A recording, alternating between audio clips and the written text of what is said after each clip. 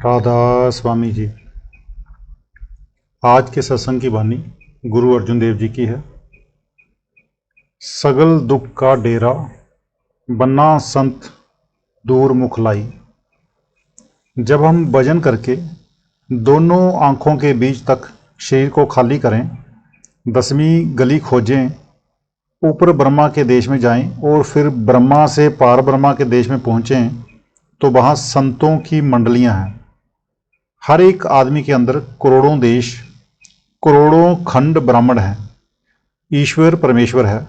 सो पार ब्रह्मा के देश में संतों के चरणों की धूलि है।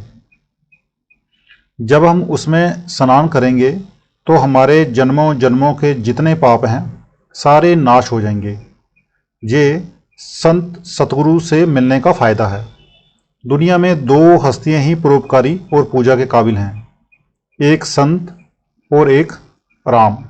एक जगह कबीर साहब कहते हैं, कबीर सेवा कऊ दुए, भले एक संत एक राम। राम जो दाता मुक्ति को, संत जपावे नाम। पतित पुनित किए खिन, भीतर अज्ञान अंधेर बन जाई। जिस तरह आग की एक चिंगारी करोड़ों मन लकड़ी को जला देती है, इसी तरह से नाम की थोड़ी सी कमाई भी करोड़ों पापों को जला देती है। वेद शास्त्रों, ग्रंथों, पोथियों को पढ़ने से मुक्ति नहीं, मुक्ति नाम में है। कहते हैं, जिस वक्त नाम की कमाई की, अंदर पर्दा खुल गया, सारे पाप नाश हो गए। सारी दुनिया आंखों के बाहर बैठी हुई है, अंदर नहीं गई। जिस तरह कुत्ते बिल्ले पेट भरकर चले गए, वैसे ही ये चली गई। हमारा खाना पीना सोना, मतलब कि सब कुछ पशुओं जैसा है। बाहर अज्ञान है। जब गुरु से नाम लेकर ऊपर चढ़े, ज्ञान हो गया, अज्ञान जाता रहा।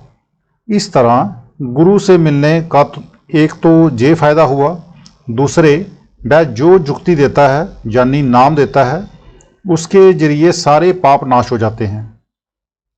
करण कारण समर्थ स्वामी, नानक तिस सरनाई। श्री गुरु अर्जन साहिब कहते हैं कि गुरु कर्ण कारण और समर्थ होता है, हम उसकी शरण लेते हैं। अब अगर कोई ना पहचाने तो उसकी गलती है। छोटे बच्चों की किताबों में एक कहानी आती है। एक बार रूस का बादशाह पीटर जहाज़ों का काम सीखने के लिए मजदूरों में भर्ती होकर हॉलैंड चला गया। वहाँ पर उसे बहुत सारे रूसी मिले, जिनको उसने किसी जुर्म की सज़ा में देश निकाला दिया हुआ था। उन्होंने पूछा कि तू कहाँ से आया है? पीटर ने कहा कि मैं रूसी हूँ। फिर उसने उन लोगों से पूछा कि तुम कहाँ के हो? उन्होंने कहा कि हम भी रूसी हैं। पीटर ने कहा, मैं भी रूसी हूँ और तुम भी रूस के रहने वाले हो, इकट्ठे काम करेंगे। उन्होंने कहा, अच्छा। जब बादशाह ने काम सीख लिया तो साथियों से कहने लगा कि चलो रूस चलें। उन्होंने कहा कि बादशाह ने हमें देश निकाला दे रखा है, हम नहीं जा सकते। पीटर बोला कि मैं बादशाह से बख्शवा दूंगा। उन्होंने कहा कि जैसे हम मजदूर हैं वैसे ही तू है, तुझ में और हम में फ़र्क क्या है? तू हमें किस तरह बख्शवा लेगा? कहता है कि तुम आ तो जाओ, मेरी बादशाह के साथ जान पहचान है, वह तुम्हें कुछ भी नहीं कहेगा। मजदूर राजी हो गए। जब वहाँ पहुँचे तो क्या देखा कि वही शाही तख्त पर बैठा हुआ है। इसलिए संत इस देश में हमारे जैसे मनुष्य बनकर आते हैं और उपदेश करते हैं, लेकिन जब जब वे आते हैं हम उनके साथ अच्छा सलूक तो नहीं करते। इसके विपरीत वे दुख भी सहते हैं और हमारा भला भी करते हैं। पिछले महात्माओं के साथ क्या क्या नहीं किया गया। शम्स तबरेज की खाल खींच ली, मंसूर को सूली पर चढ़ा दिया, गुरु तेग बहादुर का दिल्ली के बाजार में शीश काट दिया, गुरु नानक साहब से बोझे उठवाए। वे हमें इस मुसीबत से निकालने के लिए आते हैं, मगर हम उनके साथ ये सलूक करते हैं यानी हमें उनकी हस्ती की खबर नहीं कि वे कौन हैं, कहाँ से आते हैं और क्या करने के लिए आते हैं। बंधन तोड़ चरण कमल दृढ़ाए, एक शब्द लिवलाई। इसकी आत्मा बंधनों में कैद है। पहले स्थूल शरीर का बंधन है, इसमें लेना देना, खाना पीना, काम क्रोध लोभ मोह अहंकार है। इस तरह जब सूक्ष्म शरीर में जाएं वहाँ सूक्ष्म बंधन है, जब कारण शरीर में जाएं तो वहाँ कारण बंधन है, जब पार ब्रह्म में पहुंचोगे तो सारे बंधन दूर हो जाएंगे। हम करोड़ों युगों से 84 लाख जोनियों के जेल खाने में पड़े हुए हैं, हमें अभी तक रिहाई नहीं मिली। कभी कीड़े, कभी पतंगे, कभी पक्षी, कभी पशु, कभी घास, कभी फूस। अगर राह मिली होती तो आज यहाँ क्यों बैठे होते। जो संत हैं वे आज़ाद होते हैं, वे सचखंड से आते हैं और आकर कहते हैं कि भाई आ तुझे अपने देश ले चलें। फिर वे गरबार नहीं छुड़वाते, बल्कि वे बताते हैं कि जब से दुनिया बनी है तब से तुम्हारे अंदर शब्द हो रहा है। वह किसी आदमी का बनाया हुआ नहीं, रब जहाँ परमात्मा का बनाया हुआ है। जिस तरह जीटी रोड सीधी सड़क है, जैसे कलकत्ता से चलें पेशावर पहुंच जाएं, इसी तरह अंदर शब्द की सीधी सड़क है। शब्द जहां दोनों आंखों के बीच से शुरू होकर सीधा सचखंड जाकर खत्म होती है। इसलिए तुम अपनी रूह को शब्द के साथ जोड़ दो, फिर देखो क्या होता है। ग्रंथ साहिब में जिस शब्द की महिमा है वह लिखने, पढ़ने, बोलने में आने वाला शब्द नहीं, गाने बजाने वाला नहीं। वह शब्द जहाँ कीर्तन अंदर हर वक्त जारी है, कभी बंद होता ही नहीं। आप सो जाएं, वह नहीं सोता। जब मौत आएगी तब बंद होगा। जब तक गुरु नहीं मिलता शब्द अंदर होते हुए भी सुनाई नहीं देता। फिर गुरु ये नहीं कहता कि अंदर अकेला जा, बल्कि वह अंदर हर मंजिल पर साथ है। अंदर तो अंदर अगर ये भजन करे, गुरु के साथ प्रेम प्यार करे, तो वह बाहर भी हर वक्त साथ है।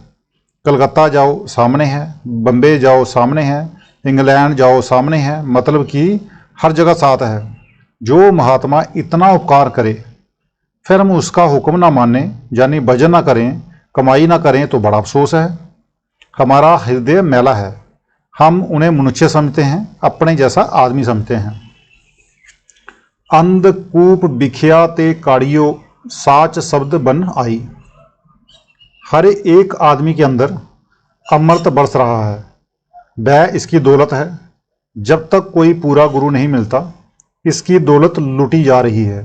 उसको काम, क्रोध और मन माया पी रहे हैं। जब गुरु की कृपा से आत्मा अंदर गई, शब्द को सुना, अमृत पिया, तो काम, क्रोध, लोभ, मोह, अहंकार निकल गए, शांति आ गई। गुरु जे दाद देता है, वह बेटे बेटियां नहीं देता, तंदुरुस्ती, बीमारी, गरीबी, अमीरी नहीं देता। जब से हम माँ के पेट से पैदा हुए हैं तभी से दुख, सुख, जन्म, मरण, जितने ग्रास खाने हैं, जितने घूंट पानी के पीने हैं, लिखवा कर लाए हैं। वे बढ़ जा घट नहीं सकते। संत कहते हैं कि बीमारी भी तुम्हारे अंदर है, दवा भी अंदर है। जब तुम अपनी रूह को शब्द के साथ जोड़ोगे, शब्द में कशिश है, वह खींचेगा। शब्द कुल मालिक है, सारे खंड ब्राह्मण शब्द ने बनाए हैं। जब उसकी लज्जत आएगी जन्म मरण खत्म हो जाएगा। लेकिन ये दौलत गुरु के बगैर नहीं मिलती। गुरु अंगद देव जी कहते हैं, गुर कुंजी पाहु निवल मन कोठा तनशत, नानक गुर बिन मन का ताक ना उगड़े, अबर ना कुंजी हथ। कुंजी वाला गुरु बड़े भाग्य से मिलता है। कुंजी वाला गुरु कहीं कहीं ही है, और दूरे गुरु बहुत हैं। इसलिए जब तक वह कुंजी नहीं लगाता तब तक ये अंदर नहीं जा सकता। अब कहते हैं कि ये जीव करोड़ों जन्मों से अंधा चला रहा है। ये जो हमारी आंखें हैं वे बजाते खुद अपने आप से रोशन नहीं हैं। ये जहाँ तो सूरज के आसरे देखती हैं, या चंद्रमा के, या सितारों के, या बिजली के लैंप से।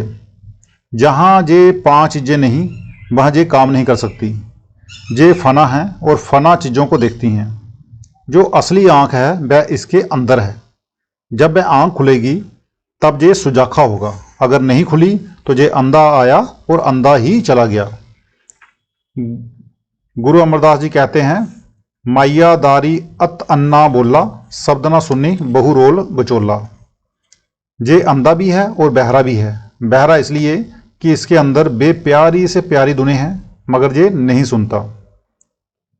अंधा क्यों? क्योंकि इसके अंदर कुल मालिक है, खंड ब्राह्मण है, मगर ये उन्हें नहीं देखता। उन धुनों को सुनने से प्रेम प्यार पैदा होता है। आज का सत्संग इतना ही। मिलते हैं कल के सत्संग में। राधा स्वामी जी।